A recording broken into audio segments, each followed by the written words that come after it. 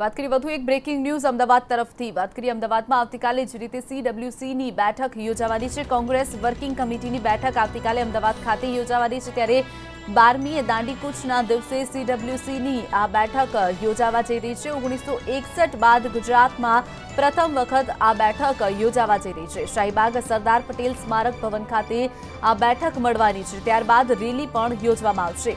કોંગ્રેસના 20 જેટલા રાષ્ટ્રીય નેતાઓ ગુજરાતમાં આવવાના છે।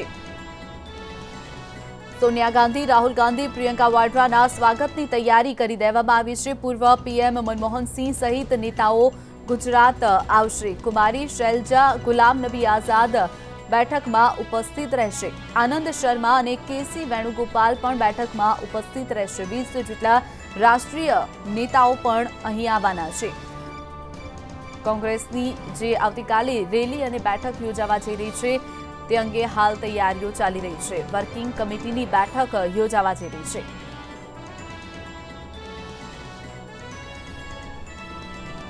તો વાત કરીએ આ અંગે જ અમારા સંવાદદાતા આયુષી યાજ્ઞિક અમદાવાદથી સીધા જ આપણી સાથે જોડાઈ ગયા છે। આયુષી, જણાવશો જે રીતે આવતીકાલે CWCની કોંગ્રેસની બેઠક યોજાવાની છે જેમાં કોંગ્રેસના 20 જેટલા રાષ્ટ્રીય નેતાઓ અહીંયા આવવાના છે અમદાવાદ ખાતે, ત્યારે પહેલા બેઠક યોજાશે અને ત્યારબાદ એક રેલીનું પણ આયોજન કરવામાં આવ્યું છે। કેવા પ્રકારનો સમગ્ર કાર્યક્રમ રહેશે અને હાલની તૈયારી કેવી ચાલી રહી છે?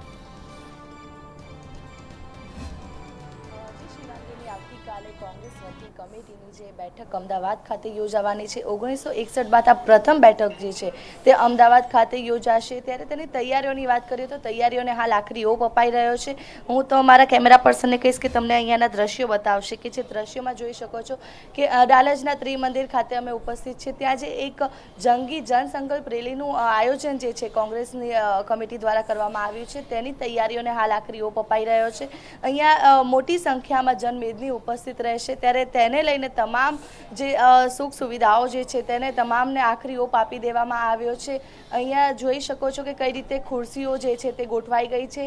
મોટા પ્રમાણમાં લોકો અહીંયા ઉપસ્થિત રહેશે। સાથે જ કોંગ્રેસના પણ દિગ્ગજ નેતાઓ ઊભા રહેશે। જો કાર્યક્રમની વાત કરીએ તો આવતીકાલે સમગ્ર દેશમાં ગુજરાતમાં પ્રથમ વખત ઐતિહાસિક જનસંકલ્પ રેલી જે છે તે યોજાનાર છે। આ રેલીમાં કોંગ્રેસ પક્ષના રાષ્ટ્રીય અધ્યક્ષ રાહુલ ગાંધી, UPAના ચેરપર્સન સોનિયા ગાંધી, પૂર્વ વડાપ્રધાન મનમોહન સિંહ, AICCના મહાસચિવ પ્રિયંકા ગાંધી પણ ઉપસ્થિત રહેનાર છે।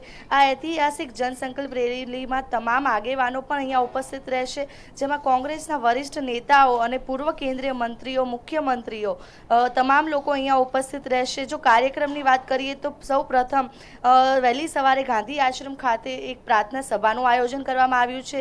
ત્યારબાદ અંદાજે 10 કલાકની આસપાસ શહીદ સ્મારક જે છે ત્યાં પુલવામા જે આતંકવાદી હુમલો થયો હતો તે ઘટનાને લઈને શહીદોને શ્રદ્ધાંજલિ અર્પણ કરવાનો પણ એક કાર્યક્રમ છે। અને ત્યારબાદ અહીંયા અડાલજના ત્રિમંદિર ખાતે એક મોટી જનસંકલ્પ રેલી જે છે અને એક જંગી સભા છે તેને આયોજન કરવામાં આવ્યું છે। ઉલ્લેખનીય છે કે એક મંચ પર કોંગ્રેસના ટોચના નેતાઓ જે છે તે અહીંયા ઉપસ્થિત રહેશે, ત્યારે સાથે જ કોંગ્રેસના તમામ નેતાઓ અહીંયા ઉપસ્થિત રહેશે અને સમગ્ર ગુજરાતમાંથી મોટા પ્રમાણમાં જનમેદની પણ ઉપસ્થિત રહેશે। સાથે સાથે તમામ કાર્યકરો છે તે પણ અહીંયા ઉપસ્થિત રહેશે અને અહીંયા તમામ જે તૈયારીઓ જે છે તેને હાલ આખરી ઓપ આપી દેવામાં આવ્યો છે અને આવતીકાલની તૈયારીઓ જે છે જે બાકી છે થોડી ઘણી એ કરવામાં આવી રહી છે। બિલકુલ આયુષી, જે રીતે વાત કરવામાં આવે કે લગભગ 58 વર્ષ બાદ આ પ્રકારે કોંગ્રેસની મહારેલી અહીંયા યોજાવાની છે, ત્યારે રેલીની જો વાત કરીએ કયા જગ્યાએથી કઈ જગ્યા સુધી આ રેલી પહોંચશે અને સાથે જ કેવા પ્રકારની ખાસ તૈયારીઓ કોંગ્રેસ દ્વારા કરવામાં આવી છે? સૌ પ્રથમ તો સવારે જ્યારે જે દિગ્ગજ નેતાઓ છે તે આવશે ત્યારબાદ પહેલાં પ્રથમ જે બેઠક છે તેનું આયોજન કરવામાં આવ્યું છે।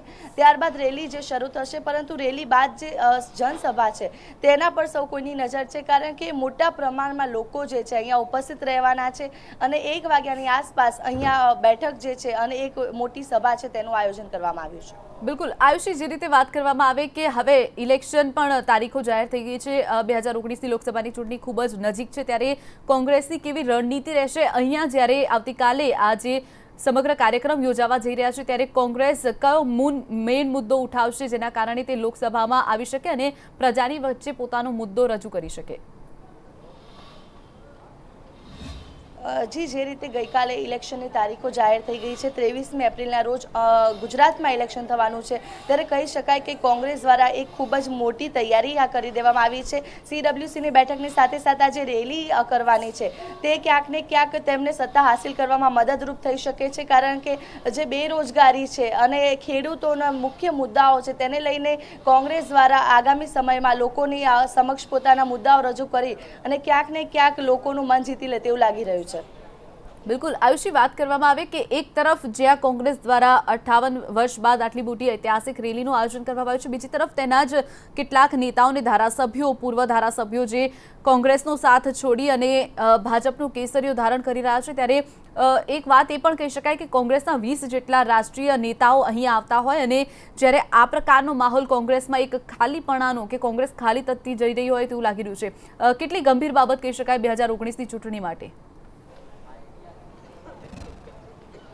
જી, જેમ જેમ ઇલેક્શન નજીક આવી રહ્યું છે ત્યારે ક્યાંક ને ક્યાંક કોંગ્રેસના નેતાઓ જે છેલ્લા ઘણા સમયથી નાખુશ જોવા મળી રહ્યા હતા તે હવે ભાજપમાં પલટી મારી દીધી છે, પરંતુ બીજી બાજુ જ્યારે હાર્દિક પટેલ કે જે પાટીદાર આગેવાન છે તે પણ કોંગ્રેસમાં જોડાવાના છે, તેથી ક્યાંક ને ક્યાંક કોંગ્રેસ જે છે તેવું માની રહ્યું છે કોંગ્રેસના નેતાઓ કે સરભર થઈ શકે છે. તો બીજી બાજુ અલ્પેશ ઠાકોર જે છે કોંગ્રેસ છોડવાની વાત કરી રહ્યા હતા, તે પણ હવે તેમને એક સાઈડથી શાંતિ મળી ગઈ છે કે તેઓ અલ્પેશ ઠાકોરે કહ્યું છે કે એ કોંગ્રેસમાં જ રહેશે.